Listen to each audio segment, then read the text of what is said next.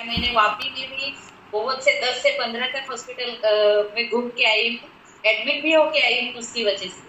बाप रे, तो 10 साल से आपको पीरियड इरेगुलर का प्रॉब्लम था, और यहाँ पे कितने दिन में फर्क नजर आया? 1 महीने में ही सर मुझे फरक नजर आया। क्या बात आहे, अमेझिंग, खूपच छान. आता तुम्ही खुश आहात, हॅपी आहात तुम्ही? हो सर.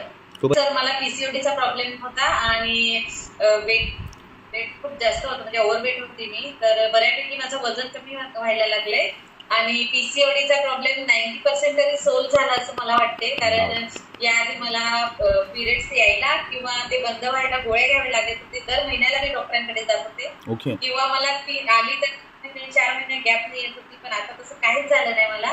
म्हणजे जी नॉर्मल असते 4 दिवसाने येते ती स्वतःहून आली आणि न गोळी घेता बंद झाली. तर मला असं वाटतं की पीसीओडीचा प्रॉब्लेम बऱ्यापैकी सोल्व झालाय माझा. वा वा वा. आणि अजून काय तुमच्यामध्ये बॉडीमध्ये चेंजेस झाले?